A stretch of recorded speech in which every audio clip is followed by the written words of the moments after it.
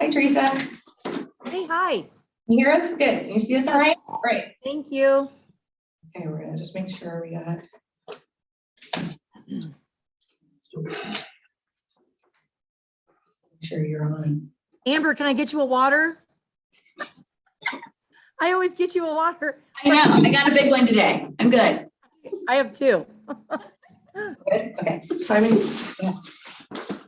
We'll call this special meeting of the Tipp City Schools Exempted Village Schools Board of Education meeting to order. I will start with pledge allegiance.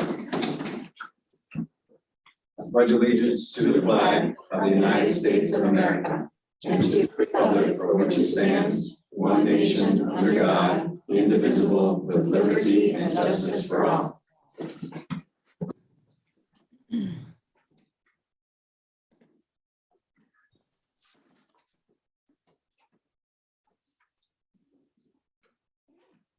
So, Mrs. Fox, if you can call attendance, please. Amber Drum. Here. Teresa Dunaway. Yes. Oh, okay. Rick Maines. Here. Simon Patry. Here. Ann Zakor. Here. Okay, we have a quorum. We may begin the meeting. Thank you.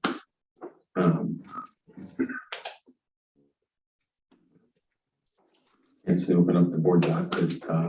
Okay, well, and can I make a quick Go ahead. comment? Just for the board's information, the next item says approval of the agenda. The board can go through that, but since this is a special meeting, the item that we communicated as the purpose for the special meeting is the agenda. And so in other meetings, you're asked if you wanted to add something to the agenda. You really don't have that option, for a special meeting. So I just want to let the board note that. While we have, hi, Ms. Dunaway. You're like, it's like showtime. You're on the big screen here. And, That's not good. well, there's nobody else on there, so it's not like Hollywood Squares. You've got the whole screen to yourself. That's right. I just want to let the board know, and Mrs. Dunaway know, Mrs. Dunaway, by participating in virtual format, the typical rule is that you can participate in the meeting, you can have discussion, but you're not part of the quorum, and you're not part of any vote that comes up in the meeting. Did some research on that. There was an emergency bill signed by the governor. I forgot the date, but I believe it was in February, and it changed the rules through the end of June. So now the virtual format, Mrs. Dunaway is part of the meeting, is part of the quorum, and can vote on any items that come up. But that's just a temporary measure from February to June. I imagine it was about the time when we had this year's spike and we had to go remote. I bet that legislation was triggered by that. And so when we had our board attorney review it, that it's not just about the whole board going virtual. There are other specifics to that about this. So Mrs. Dunaway for today's meeting is a full participant in the meeting. So just want to let everybody know that.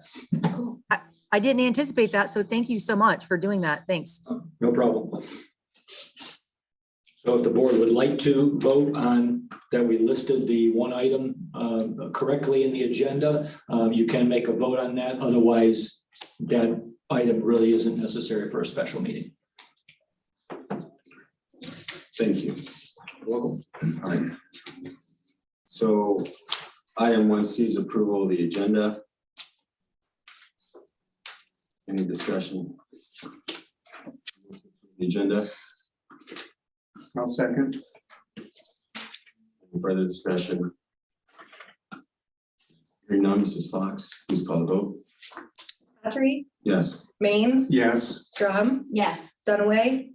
No. Zakor. No. Next item is item 2A, funding resolution for stadium bleachers. Recommend approval of the funding resolution of stadium bleachers. There's public content attached, which includes a letter from our council. Includes a certificate of budget commission as to the estimated tax contributions. Additionally, it includes the Board of Education resolution. which states Board of Education of the Tipp City Exempted Village School District, Miami County, Ohio. The school district met in special session on June 3rd, 2022 at 12 p.m. at the offices of the board, 90 South Tippecanoe Drive, Tipp City, Ohio, 45371, with the following members present. And then it leaves some spaces blank to identify who the members are and who makes the motion. And then it says, introduce the following resolution, move this passage. Note resolution authorizing the issuance of notes in the amount of not to exceed $450,000 in anticipation of the collection of the proceeds of the 2.00 mil continuing permanent improvement levy approved by electors of the school district at the election held on November 6, 2018, and authorizing and approving related matters. Whereas the electors of the school district approved at the November 6, 2018 election a permanent improvement levy in the amount of 2.00 mils for each $1 of valuation for the purpose of permanent improvements for a continuing period of time. And whereas the county auditor of Miami County, Ohio, as secretary of budget commission of such county, the budget commission is certified that the amount estimated by the budget commission to be received by the school district during the next 10 years of collection of the levy will be at least, as a blank space. And whereas the board deems it necessary to borrow in anticipation of the collection of the proceeds of the levy in accordance with the provisions of the Ohio Revised Code, and particularly sections 5705.21D3 and 133.24 thereof, the amount of not to exceed $450,000, which sum does not exceed 50% of the total estimated proceeds of the levy during collection years 2022 through 2031, and estimated by the Budget Commission pursuant to Ohio Revised Code section 5705.21D3. Now, therefore, be resolved that the Board of Education, Tipp City Exempted Village School District, Miami County, Ohio, that pursuant to Ohio Revised Code 5705.21D3, in anticipation of the collection of tax revenues levied and to be levied by the board upon the duplicate of the school district for the next 10 years, the levy tax collection years 2022 through 2031, it is necessary to borrow, and there shall be borrowed the principal sum of not to exceed $450,000, which borrowing shall be evidenced by notes of permanent improvement levy tax, anticipation notes series 2022, the notes or as otherwise designated by the treasurer of the board, the treasurer for the purpose described in the title of this resolution. The notes may be issued in one or more series. Notes shall be issued as fully registered notes in denominations and such denominations as shall be determined by the treasurer, but not exceed the principal amount of the notes maturing on any one date shall be numbered consecutively from R1 upward and determined by the treasurer, and such final terms shall be determined by the treasurer and set forth in the certificate of fiscal officer provided for in section 3 herein. The treasurer is hereby authorized and directed to execute on behalf of the school district a certificate of fiscal officer relating to the terms of the notes, the certificate of fiscal officer setting forth the aggregate principal amount and the final terms of the notes, which aggregate principal amount and items subject to limitations set forth in this resolution shall be determined by the treasurer. The certificate of fiscal officer shall indicate the deed date for the notes, the dates on which interest on the note is to be paid, the interest payment dates, the purchase price for the notes, which shall be not less than 97% of the aggregate principal amount thereof, the maturity schedule for the notes, provided that the maximum maturity date of notes shall not exceed 10 years, the interest rate for the notes, provided that the true interest cost for the notes, for all notes in the aggregate shall not exceed 5.00% per annum. The optional mandatory redemption provisions, if any, and such other items not inconsistent with this resolution as the treasurer shall deem appropriate. The note shall be issued with interest payable semi-annually on each interest payment date until the principal sum is paid or provision has been duly made therefore, as shall be set forth in the certificate of fiscal officer. Interest shall be calculated on the basis of a 360-day year of 12 30-day months, and the note shall be in denominations of $5,000 or any integral multiple thereof, unless otherwise determined by the treasurer and set forth in the certificate of fiscal officer. The notes shall be subject to optional mandatory redemption prior to stated maturity as provided in the certificate of fiscal officer. If optional redemption of the notes at a redemption price exceeding 100% is to take place on any date on which mandatory redemption of the notes of the same maturity will take place. The notes to be redeemed by optional redemption shall be selected by the note registrar as defined here and below prior to the selection of the notes to be redeemed as at par on the same date.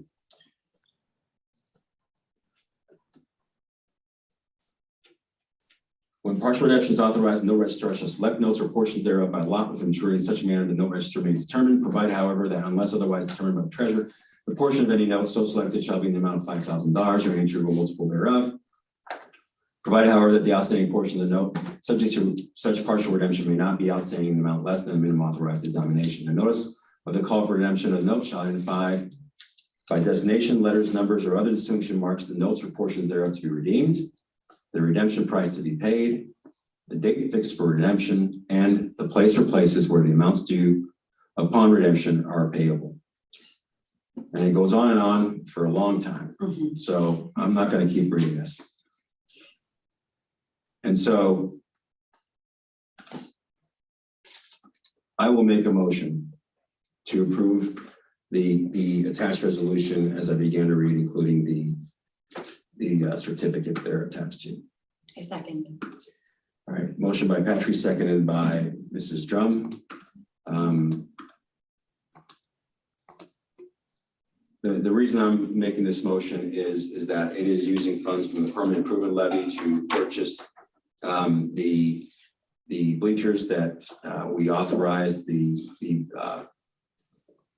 contracts for at, I think, our last meeting. Prior to this meeting, there were emails sent by Mrs. Dunaway and Mrs. Fox calling into question whether authorizing this resolution would constitute voter fraud, in that there are some articles and other items attached related to a levy that was passed that was not to be used for the stadium. I reviewed those documents. I also reviewed other levies that occurred. The documents and the statements made, I would note, are accounts from newspapers. There are also emails from one of it was an email related to Pride of March 6, 2017, and things of that nature. Those do not constitute board action. They are emails and statements made by administrators or other people. Unless that statement has been specifically authorized or included in a resolution of the board, such statements, in my opinion, are statements made, and that's all they are. Additionally, I would note that in 2017, there was a combination of two levies that were for operational expenses. In that levy, I think, which is in May of 2017, that levy for the combination of operational expenses expressly included in that publication and the press releases that this would be used for operational expenses only, and maintenance and repair and things of that nature, and would not be used for permanent improvement related things. This board passed a resolution in May 21st, I believe, of 2018, which was unanimously passed by Mr. Spano, Mr. Vendors, Mrs. Dahl, Mrs. Dunaway, and Mrs. Heatherly, authorizing a 2.0 permanent improvement levy. In that resolution, there is nothing indicating that levy will be restricted in any shape, fashion, or form. It provides for permanent improvement of all items. And so reading that, I don't see how voter fraud would be included in that. The voters, what people discuss and what statements are made is different than what is on the ballot. And so if somebody made statements that are contrary to what was on the ballot and voters relied upon it, that is a cause of action that they may have against someone else, but I don't see how it should bind our board. Our board has a permanent improvement levy that appears to provide for that, unless somebody can provide me language contrary that says that the resolution, the levy that was passed by the voters expressly included that the levy would not be used for any permanent improvement related to bleachers or the stadium project, et cetera. I feel pretty confident going forward. And I would also note that this action from, I think, a week or two ago related to the stadium bleachers is not part of the Tipp Pride Stadium project. It is a present emerging urgent need to address bleachers that we've had there that aren't part of that project, that can't be used anymore and that have failed. So even if that was the case, I don't think it is, but even if that were the case, this isn't, an issue of, following along the project. While we did ask to see if there could be some partnership related to funds they may have, and we did ask to see if there could be some partnership with the city, that's not the same as us actively participating in carrying forward their project. And so for those reasons, I'm in favor of this resolution, and I think it makes sense. Mrs. Drum? You said everything I was going to say. Anybody else wish to be recognized? Mrs. Zakor. Couple questions. Who called for this meeting?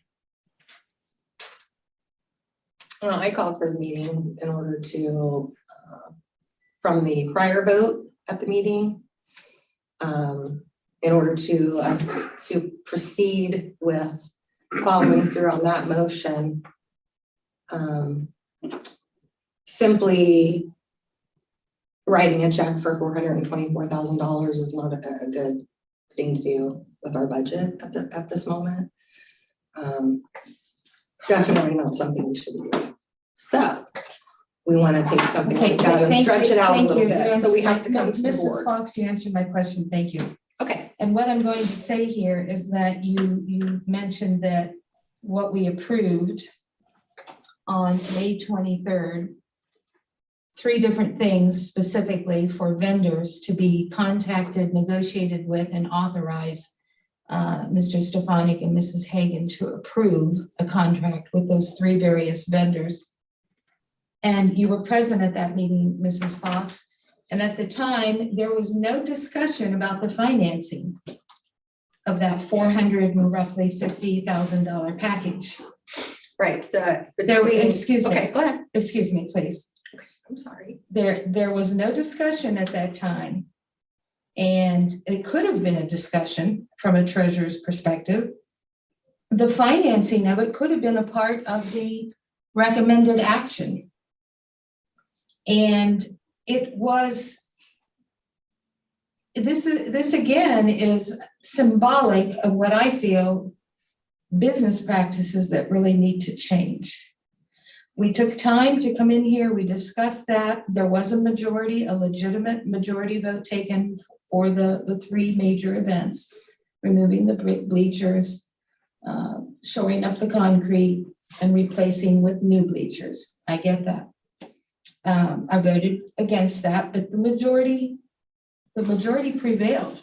However, that was the time. Not that we don't do that and then go as an afterthought, gee, can we even pay for this? That's like going to the auto dealer, ordering a Bentley, picking out all your interior and going home and then going, ooh, I don't know if I have money to buy that. Okay. So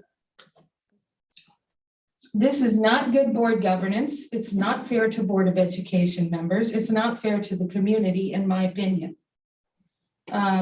So I want to go on the record with that. I hope these kind of practices, these what I'm going to call low-level, immature business practices stop. Preparation is a big part. This is not a $45 purchase. It's almost $500,000. And now we find later that we're entangling it as a way to pay for it potentially.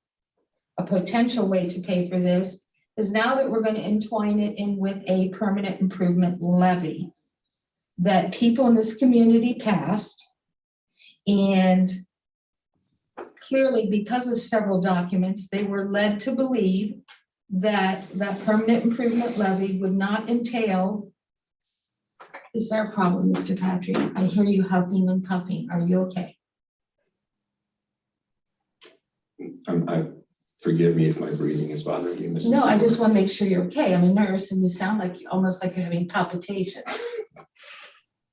Okay, I assure you, I'm you're okay, fine. perfectly fine. So I just wanted to say that, because, I'm very sensitive to that, and I'll stop. But what I'm trying to say here with this,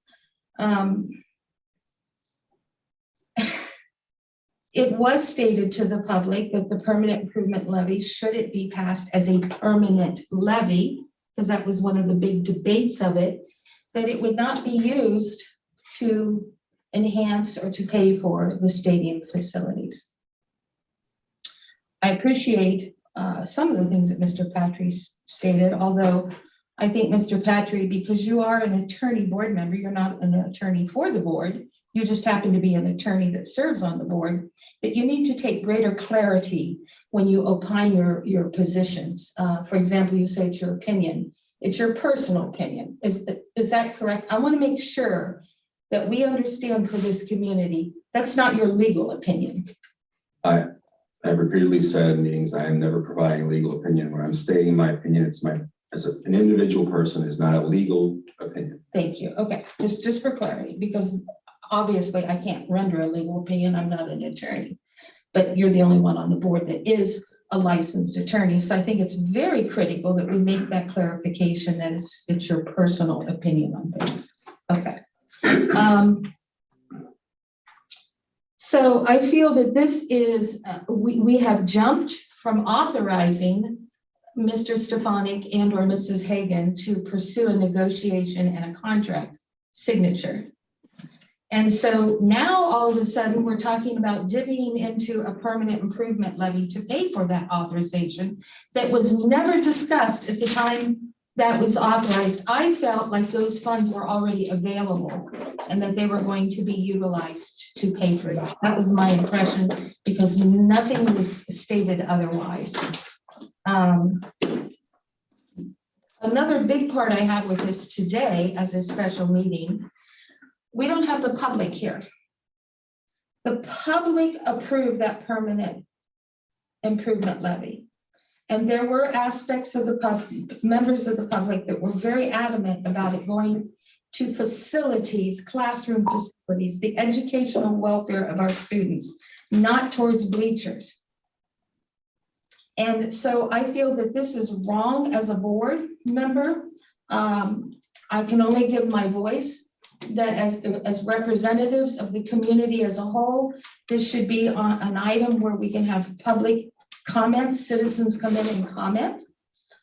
They need, and they certainly have the right to come in and express their views on what's going on here. And I believe we owe that to them, not to be excluding our public and doing this without their voice. They cannot voice anything at a special meeting. That's not allowed by statute. They can only come in at a regular meeting. And even a work session, they can come in if we allow it because it's technically a regular meeting anyway. But the point is, we're doing this without the benefit of the public's opinion and feedback on this. And that's it for now. I may have a few other things. Thank you, Mrs. Corr. Mrs. Dunaway. Oh, okay. So who authorized this work that Matt Stout prepared this 10-page document, which you started reading, Simon? I don't know. If anybody knows the answer, please. Okay, if I'm allowed to speak for a moment, Mrs. there's a few Fox. things I'd like to say. But Mrs. Fox, I will provide you the opportunity to speak, That's but fine. but prior to do that, Mrs. Dunaway has the floor. That's fine. She's asking for a point of clarification. If you know the answers, please provide it. But limit your response to her request for clarification and let Mrs. Dunaway having the floor. And I've got you noted as in a queue to speak. Okay. So that was me that I got with Bricker to talk about the options and what we can do that's best for our district for in this. Okay, thank you, Melanie. Thank you for that. And how much it was a 10-page document? So what was the cost on preparing that document in order for the district to take out a promissory note against a PI levy? What was the cost on that? I don't have this cost at the moment for that preparation. Okay, so the second question would be, I sat through a 4-hour board meeting on May 23rd, and never at one time was it discussed or clarified or explained to the 5 board members that we would be taking out a promissory note to pay for the bleachers. When was that decision made? We just recently received that email from Matt Stout just a few days before this meeting. Who made that decision and when was it made? So I probably want to go back a few months because I know that I have been just looking for options. I've been Okay. trying to, if this came out on the table, I wanted to do my research, and I know I'm addressing you, Mrs. Dunaway, but I'm also thinking about Mrs. Acor's comment because I want to make sure that You that's should address your comments to the Just- chair, not to okay. the individual board member. okay. Just Yeah, hey, Melanie, I don't need all the, that's fine. So you answered thank you for answering my question. Well, hold on, Mrs. Dunaway, you asked for Point of Oh, clarification. she did. She said 2 months ago, and that's all I need. Well, I think she's trying to explain what she's meaning by that. Yeah, well, I was just trying to find the best option with the money that we have to work with and what is the best way to pay for it? So I was just trying to reach out to different folks, financial piece, getting some legal advice. I was trying to do my homework along with Mr. Stefanik and Mrs. Hagan, just to see what can we do? What would be the best thing to do for us to work this in our budget? So that's where I did take it upon myself just to find out what would be the best. And at this point, from what I've learned and with our finances, this is the best type of situation to get this done and be able to afford it moving forward. That was just the option, and that's why we have it here today to propose. Thank you, Mrs. Fox. Mrs. Dunaway. Yeah, thank you for answering my question, Melanie. But I guess the bigger question would be, why was this not explained to the board? Like I said, I sat through a 4-hour meeting, which you now said you started looking at finance options 2 months ago, which thank you for doing that. That's your job. I greatly appreciate that effort.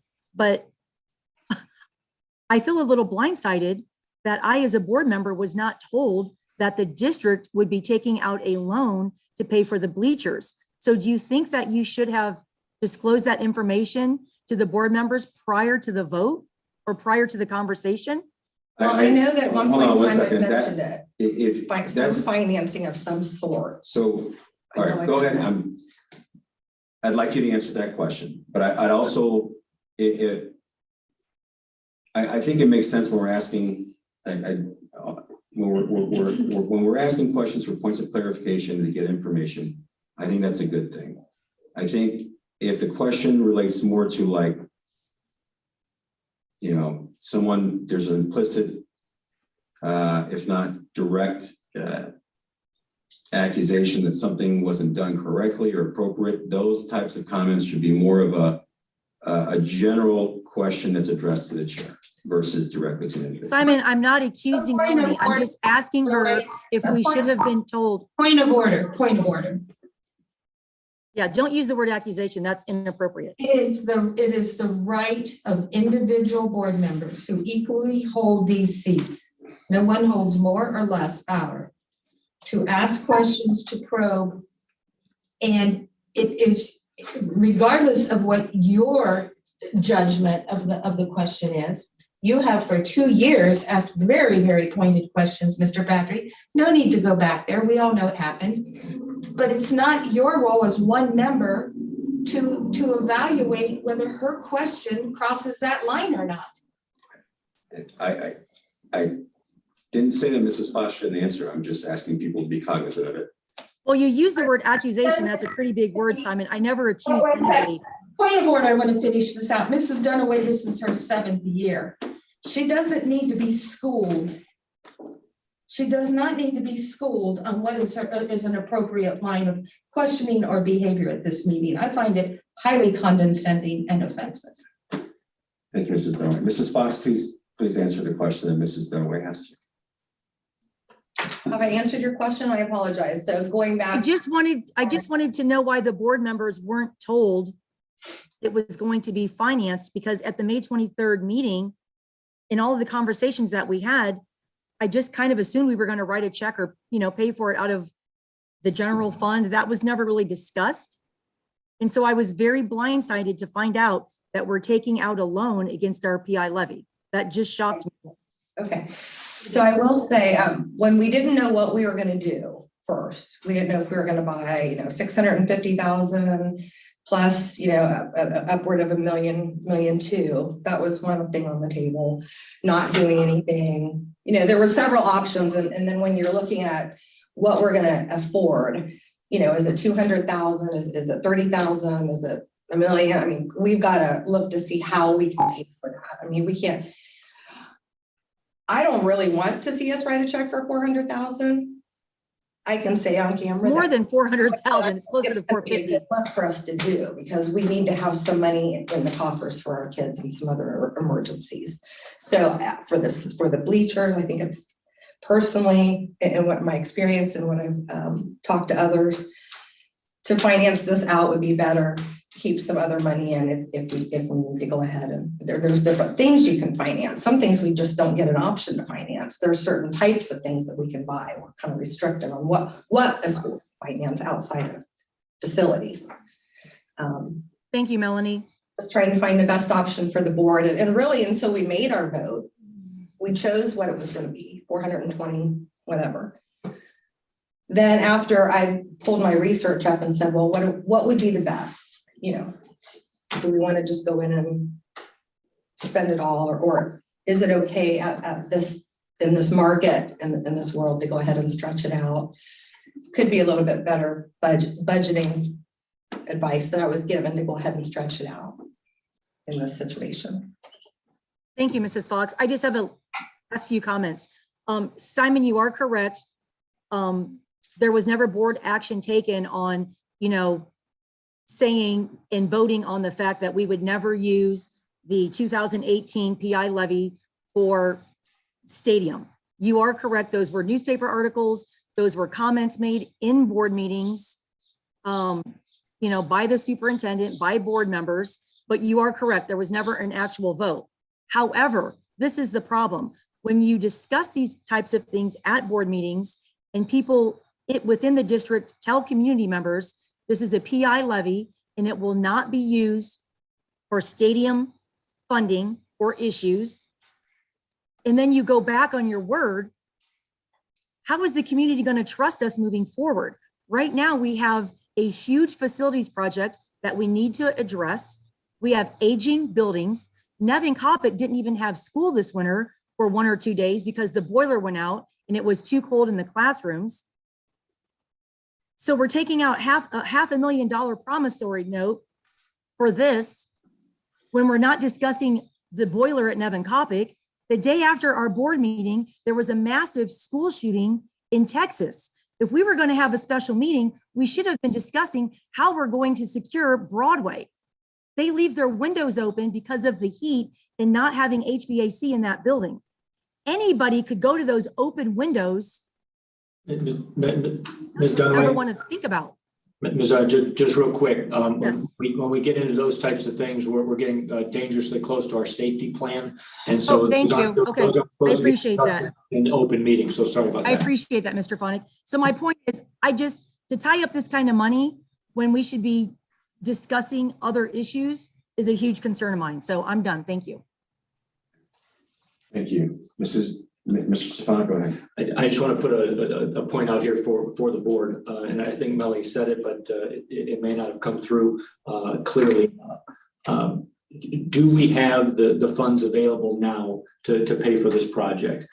Yes. Yeah, we have the funds available now to pay for the project. This financing option is an option that was presented to us by some of our consultants that help us with levy information and calculations and bond type calculations. And so it was put out there. So it's the board's decision whether or not the board wants to take care of it with our current finances, or whether the board wants to take on this financing option.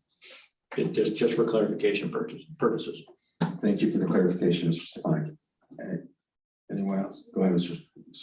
I would just simply say that I felt it was a reasonable option. I feel like you, from an accounting standpoint, I always look at my clients and try to conserve cash, and that's exactly what you're doing. If the financing rates were extremely high, it'd be different, but right now the rates are relatively low. So I feel it's a reasonable option. Thank you for doing the work. Ms. Jones? Yeah, so first I want to go back and say, Melanie, thank you for doing all of this extra work and figuring out a solution. Also, at the last meeting, I did ask about how this would be paid for because I am very money conscious. And I do remember you saying, Mrs. Fox, that your recommendation was probably a loan, but that we did have the money available somewhere. Also, I want to say too, as far as the community and the public, I've had a ton of people come up to me publicly in the last couple of weeks and really thanked us as a board for fixing this problem and coming up with a solution. So I feel like that also needs to be thrown out there as well. That's all I have to say. Thank you. I think how we have over $14 million in our general fund right now. Is that right? Okay. And so I knew that we were gonna either pay it from the general fund or look into the loan. I'm not here I'm not an expert in school finance or education. And so I rely upon Mr. Stefanik and Mrs. Fox to look into the best interest of the school district as it relates to that and to present us and educate us about options. And then what I try to do is then independently try to understand things better, ask other people questions. I called another school treasurer in relation to this issue to understand it better, just to see that, you know, I understood from multiple perspectives, because I always find that sometimes you find a different view. And I think Mrs. Fox, what I have heard is Mrs. Fox's approach makes sense and looks consistent with what they would do. And so I'm, you know, that's why the school district authorizes Mr. Stefanik and Mrs. Fox to be able to use attorneys and things like that in the beginning of the year, so that they can consult when they feel it's appropriate. And I thank you for calling the meeting to give us this option so that we can consider that. I also want to just reiterate is that I'm not necessarily convinced, it's possible, but I'm not yet convinced, and I'm not sure it's yet a determined fact in my mind, personally, that the comments made related to what funds would be used from what levies related to the permanent approved levy, because that 2017 levy that had 2 operational levies combined had a lot of materials out there saying this is not going to be used for the stadium. It's, you know, and I know that a lot of people said we don't intend to use, you know, we intend to partner with Tipp as much as possible. We intend to use we don't intend to use that levy for the stadium project. And so if it is, and it was a statement made and things like that, I don't have an understanding of the context. And at the end of the day, there's a lot of statement made when we deliberate about a vote. At the end, what matters is what is passed. And so whether people indicated they intended that or it's not the intent, what the board passes is its voice. An individual statement is not the board's voice. The board's voice is what is an officially authorized statement provided to be made, or it's a resolution or an action that is passed in an open meeting. Statements made by administrators and things like that that are inconsistent with that would obviously be inappropriate.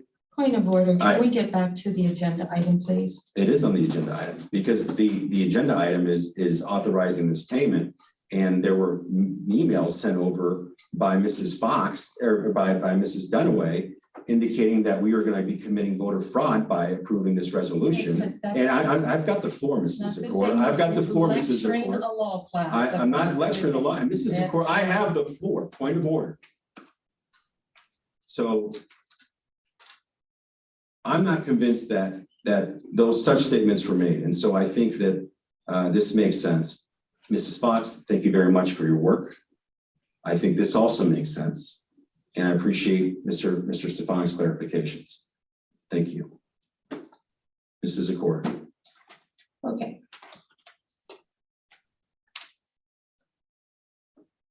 What a change of heart from 2020 and 2022. Because when we had an attorney reach out and create a legal opinion and give us an advice on something that needed to be addressed according to statute requirement for a board of education, and that was the library issue, there was all sorts of condemnation coming from one board member without doing that without board approval.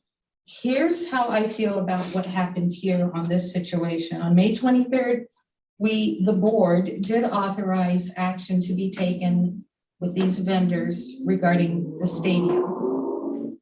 There was no discussion whatsoever about how that was going to be financed. Not any real meaningful, serious discussion. I feel that it was inappropriate for a treasurer to run up costs with an attorney fees and create this lengthy document, and there was no discussion presented to your board.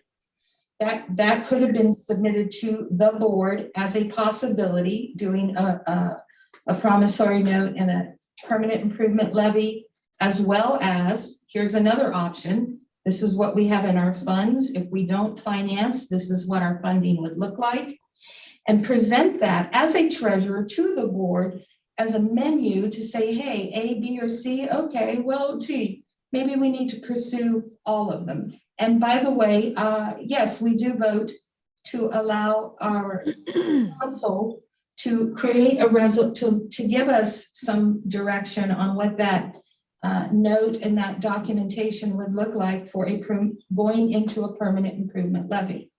So I think it was premature, I think it was inappropriate, and I think it was wrong for a treasurer to reach out and initiate that on his or herself without board discussion. It would be one thing if there was dialogue in the previous May 23rd motion about pursuing financing options, but that wasn't there. So this is just surfaced out of the blue. Here we are at a special meeting, no public input. That is a problem, people. We work for the public, and given some of the sensitivity dialogue attached to that permanent improvement levy, here's another problem. I really don't even know I asked for what annual amount does that 2018 PI generate? Do you know, Mrs. Fox? Yeah, so it's about 720,000. Annually. Yes. Okay. And the So amount, yeah, would be the 7, like times 10 on that Okay. note, that number. So we're that's taking, blank. it's about 700 and what, please? 720,000 a year. Okay, so about 720,000 a year. Mhm. Then we have to look at, if we take this out in, I don't know what increments, do we take out the full 450,000? Are we taking out 100,000? I mean, again. And we don't have the final terms at all. This just allows me to get those terms. So we don't have anything. We have a Mrs. Fox, if you will, financer that- please, I'd like to retake my seat. Okay, sorry about that. And what I'm saying is that could have been the motion to bring the board together to discuss about financing. Hey, we now have a second phase that we need to think about, and how does the board feel about financing? And what would we explore as financial options?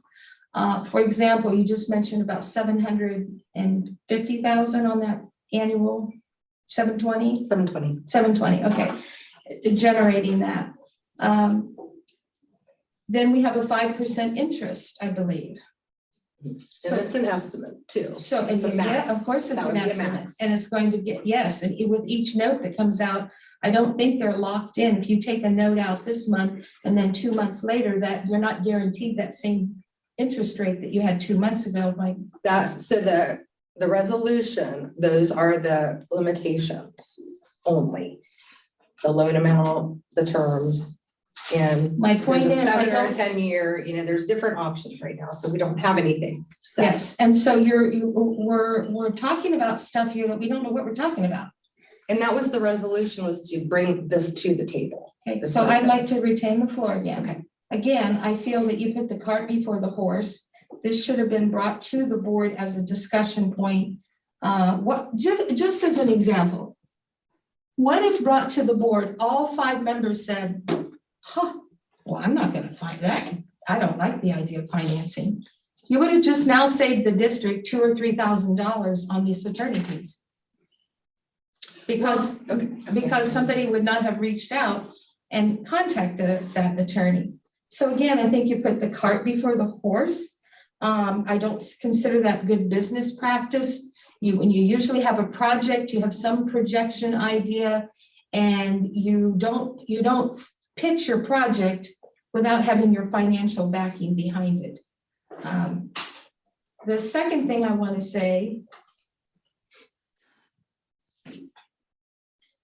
the educational welfare, Mrs. Drum, I'm glad you have people contacting you and all excited about the sports.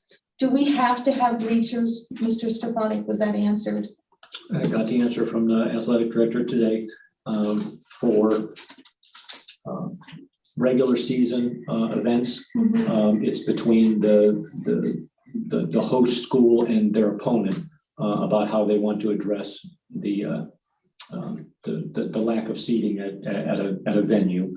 But we would not be eligible for any postseason to host any postseason events without seating. So OHSA said you have to have seating for tournaments. For tournaments. But regular season, it's between the opponents, whether or not the visitor wants to come to your stadium without bleachers. So for regular seasons, there is nothing, just to be clear, because I think that there was a misstatement in the recent news article about giving our athletes a chance to play sports. They can play sports without bleachers. They can. Thank you. They can. And I appreciate the phone calls, but I also would like people to appreciate the calls that I have received. And I campaigned on not being tied into the Family and Friends Club. It's in the newspaper article. I'm sticking with that. I campaigned on the fact that we would never have a repeat of the misinformation, the miscommunicated information. I'm being very kind. On the LT Bow, I said I would never stand back and be a part of that and allow that to occur again. And I feel that we are heading down a pathway right now where educational welfare of students, their educational needs, their safety needs is being taken second place behind a bunch of aluminum planks, aluminum boards. That an option is to take away the ones and then level it, bring seating, standing, and then keep our focus on the ball through June, July, August, September, October with a quality building facility plan. Put that on the levy, whether it's hopefully May of 2023, and attach with that something that will complete the stadium. To me, that's good business. That's real business. That's going in there and getting the job done and not piecemealing here and there and fracturing voters who like the idea of the expense, and the other voters who do not like it. They feel they were lied to on the PI, and by golly, I'm not going to ever vote for. That's not how you do business. So the educational welfare, this is not small, given some of the news this past week. I suggest we do have an executive session to talk about the safety plan. I have serious concerns. I feel shameful that we would spend close to $500,000 on bleachers without going into detail, leaving great vulnerability for students and staff, and that this is our focus today. I can't even communicate it in words. I just can't communicate it in words. I had such a pit in my stomach, and I'm tired of it too. And we need to make interim improvements, which we can already know some ideas that we can ensure a little more safety. You can't do it all. We need the new things. I get that. But that doesn't mean you don't shore up some of the most egregious things. You can mitigate that in a temporary, with a temporary plan to give people some chance. And I would highly urge us to go into an executive session to discuss that. I think this is a poor governance of how this all unfolded. And I've said my piece about what I think the treasurer should have done with the board. And I feel the priorities are misplaced. I feel the sports can continue. I feel that we should be opening this up for a public discussion when we start divvying into permanent improvement levy funds that boards and administrators assured the community that they would not be used for the stadium. And I'm not going to be a part of it. And that's my speech. Thank you very much. Thank you, Mrs. Score. Anyone else? I just want to make one clarifying comment here. It was suggested that a board member here has changed their tune from 2020 to 2022 in relation to the use of the school district's attorneys. In 2020, The issue wasn't that the school district treasurer or superintendent requested an opinion related to the school library board. The issue is that a board member unilaterally made that decision, contacted the attorney and retained services. 2022, we have the exact opposite. The treasurer by themselves and use the discretion provided to them at the resolution that passed at the beginning of each school year to use the attorneys. Whether that is well received by the board or not is certainly something that we can discuss, and whether there needs to be limitations placed on future resolutions is certainly something that can be discussed. But that's a very big difference than the school board member by themselves retaining legal services, than the treasurer using the power granted to them under a resolution passed by the board. Anyone else? This is Dunaway. I just want to clarify what you just said, because that board member is no longer here, but that board member reached out to the superintendent, and the superintendent agreed that there was definitely a situation that needed looking into. So what you just described was not accurate. Again, the board member is no longer here, but that board member worked with Mr. Stefanik in addressing that. So it's no different. Melanie reached out to legal and Mr. Stefanik reached out to legal. Did a board member bring it to his attention? That board member absolutely did, as that board member should have. That is a board member's job. Mrs. Zakor. I will echo that in the statement that I believe what Mr. Patrick just said was inaccurate, because there is actually a very distinct difference. The library issue, which you are referring to, the board at that time had a statutory, means they had a legal requirement to appoint library trustees. We didn't make it up. It's not our little district policy. It's in the Ohio Revised Code. And when that didn't happen, when the board failed, for whatever reason, failed to make that appointment, then it becomes a question of how do you remedy that situation.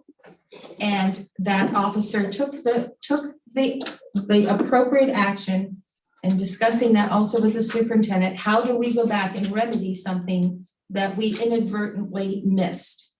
That is not the same as bleachers. There's nothing in the statute that requires us to put these bleachers in by a certain time. And so let's not confuse apples with oranges. It sells good on the surface, but when you peel it back and understand the details behind it, it is not the same. I call for the vote. Second to call the vote. Mrs. Fox called any. Oh, sorry, Mr. Bowden. There's been a motion to call the vote. It's been seconded by me. Any discussion on that motion? And what exactly are we voting on? The whole The resolution is present before this board, which was addressed at the beginning. 10-page email that we received from Mr. Stout. And All right, so is there any discussion on calling the vote? All right, Mrs. Fox, if you could just call take a roll on calling the vote of the members list. Patrick, Yes. Drum, Yes. Dunaway, No. Maines, Yes. and Zakor. no, Motion to call vote passes. Mrs. Fox, if you could call the vote on the motion that's presently, this resolution is present before the board. Patrick, Yes. Drum, Yes. Dunaway, No. Maines, Yes. and Zakor. point of inquiry, what motion presently? We have one only, did we not? It's the motion that's been introduced as item 2A, where the recommended action is approve the funding resolution for the stand bleachers that's attached to public content. 1 second, excuse me, Mr. Patrick, I apologize, I'm still trying to get to it.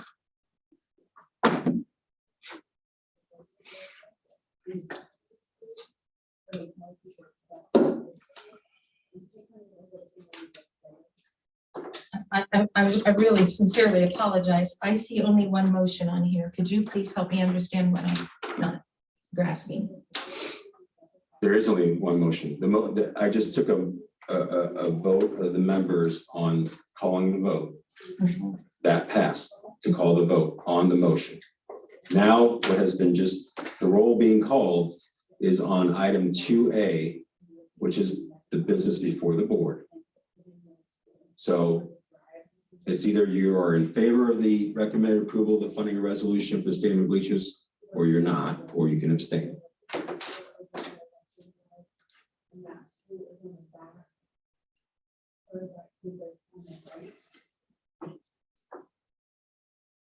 Did you call my name? Are you waiting for me? It's your name, Oh, yes. sorry. I'm sorry. That's right. No. All right, motion passes. Next item is upcoming meetings. Next work session meeting will take place on Monday, June 13th, 2022 at the Board of Education, beginning at 5 p.m. The next regular board meeting will take place on Monday, June 27th, 2022 at the Board of Education, beginning at 6 p.m. I would entertain a motion to adjourn. I'll motion. Motion by Mrs. Drum. I'll second. Second by Mrs. Dunaway. Any discussion? Mrs. Fox, if you could call the vote. Drum, Yes. Dunaway, Yes. Maines, Yes. Patry, Yes. Zakor. Yeah.